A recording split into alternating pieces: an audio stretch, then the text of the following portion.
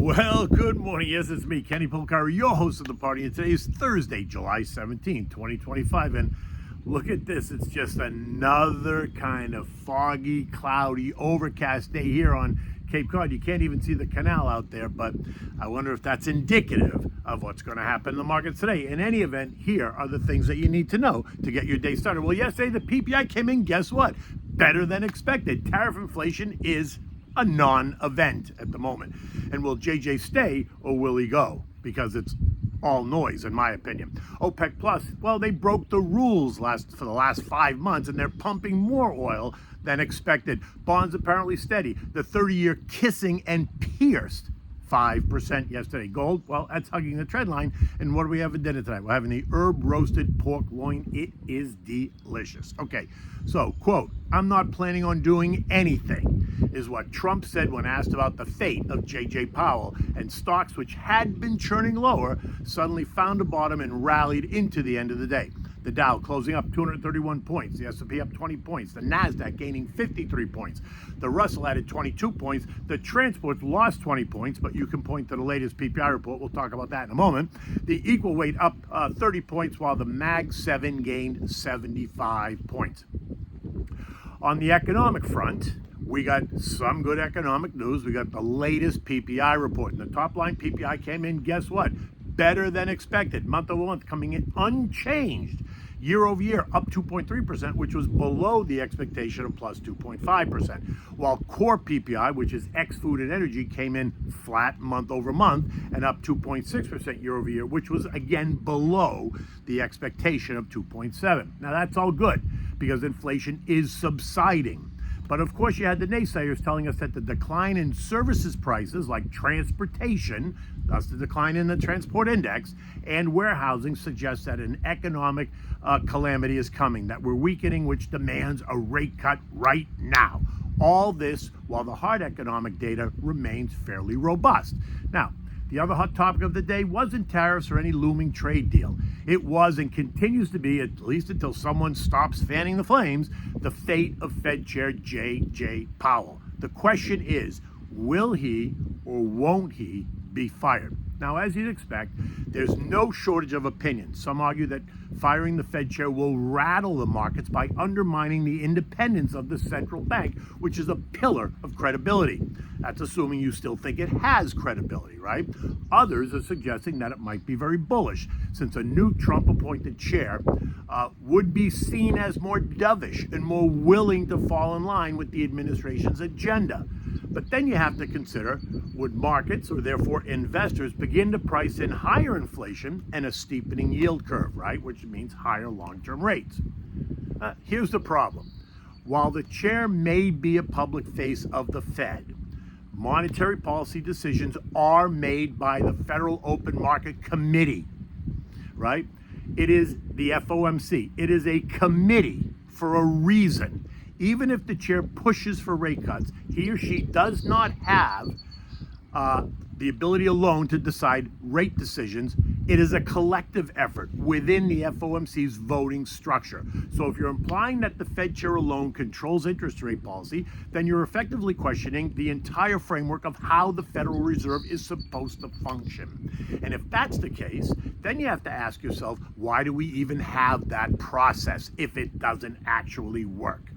In the end, you also have to ask yourself, is all this noise, or is this a potential fundamental change that should cause you to reconsider your investment thesis, right? That's a big question here. And for me, I'm going to tell you it's just noise. And when there's noise, there's volatility. And when there's volatility, there's opportunity. The key is to take advantage of the noise, not to get rattled by the noise. Now, think about this.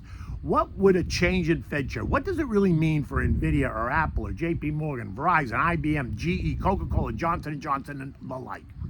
It means absolutely nothing if they change the Fed chair. These are strong, well-run companies, right? The biggest names in their industries with real businesses, and a Fed personnel change doesn't alter that.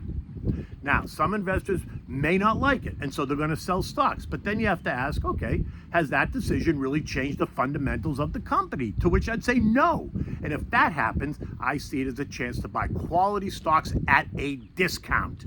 On the flip side, if the markets celebrate the move, well, guess what? You're already invested. So stocks go up and you're going to benefit in either direction. You're going to benefit by taking advantage of a discount, or you're going to benefit by stocks going higher. Bottom line is, stop letting the noise out of Washington throw you off course. Remember Liberation Day?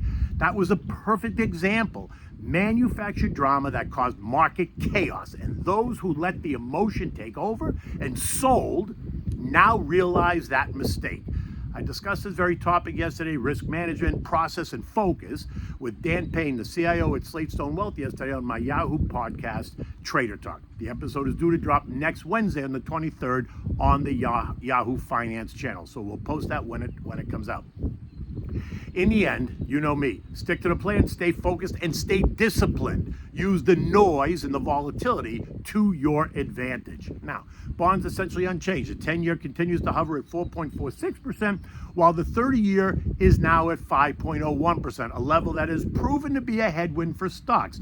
The last time the 30-year pierced 5%, we saw the S&P lose 3.5%. Gavish? Oil continues to hug the trend line at 66.70 as it considers the next move. Yesterday, we learned that OPEC Plus has increased production beyond the output quotas for a fifth consecutive month.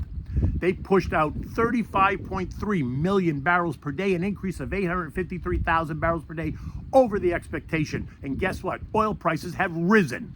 What does that say? What it says is demand is strong, not weak, and that continues to support the idea of a strong global economy. Oil remains in the $64-$70 trading range. Gold also hugging the trend line at $33.34 an ounce. It's been trading in a very tight range for 7 weeks now, between $32.70 and $33.60. It feels a bit tired to me, and unless we get a big negative headline, my gut says that gold is just going to churn and maybe churn a bit lower. Nothing dramatic, but just a bit lower as it digests the ongoing tariff and headline news. Speaking of the latest tariffs, Trump told us yesterday that he's sending 150 countries letters telling them that their tariff rates will be between 10 and 15%. Hardly the disaster that many were predicting at 40 and 50% rates. I expect markets to see this as a positive, but understand that they are not big countries and they don't do that much business with the U.S. But it is what it is. It's clarity on trade that's going to be good for the markets. See, markets like certainty, whether it's good or bad, they just want to know what the rules are. Survey data from 22V Research shows that investors, in general, expect the average effective tariff to land somewhere between 17%, not anywhere near the 30% plus where they are worried about now. And if that happens, that is going to give stocks room to run. U.S. futures are mixed this morning. Dow futures down 60, SP's up 4, the Nasdaq's up 35, and the Russell's down 7. The VIX remains well below all three trend lines, and that suggests complacency, while the RSI on the S&P, right, the relative strength index on the S&P, is just below the overbought line, coming in at 66.4341. So if the headlines remain calm and earnings continue to beat, then you could see stocks churn here and catch up with the surge off of the April low. We had a massive 30% surge in the S&P off the April low, so stocks need to catch up. European markets are all higher this morning. France is up 1%, while Italy carries up the rear, only up 0.4. It's an earnings narrative. EasyJet is down 7% on a tough quarter, hurt by higher fuel costs, bringing that stock down 12% year to date. Novartis, on the other hand, beat expectations. They announced a $10 billion stock buyback program, and they raised their forward guidance. That's all good. And with that, the stock is down 0.3% today, but it is up 7.2% year to date. The SP closed at 62.63, up 20 points yesterday. As noted, the RSI is just below the overbought line, and if the headlines don't cause angst, then stocks should churn. I think investors are now numbing to the whole Fed drama idea, the same way that they're numbing to the whole tariff drama. And all this means is that you need to have a plan, and then you need to stick to it. Remember, your process. Give me a call to discuss, right? Happy to discuss a free, no obligation portfolio analysis. You can get me at 561-931-0190. Okay, so what do we have for dinner tonight? We're having the herb roasted pork loin with gremolata. It is delicious. And guess what? It sounds all fancy, but it's an elegant dish and it's surprisingly easy to make. And you can make it for the week, you can make it on the weekend, whatever. For this, you need the roast, right? Like a 3-pound boneless pork loin, trimmed. You need fresh rosemary, chopped. You need 5 cloves of garlic. More is better. Roughly chopped. You need a teaspoon of fennel seeds, salt and pepper, and olive oil.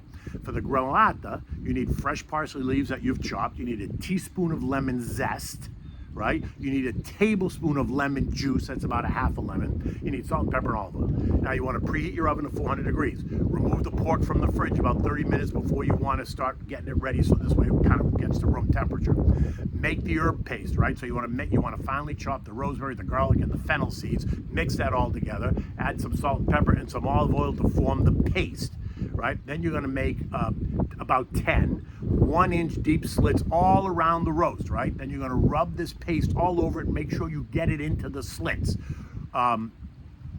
And then you want to tie the roast with the butcher's twine, right? Just tie it up with butcher's twine and put it in a baking dish. Now, you want to roast the pork and cook it until the internal temperature hits 145 degrees. It should be about 40 minutes.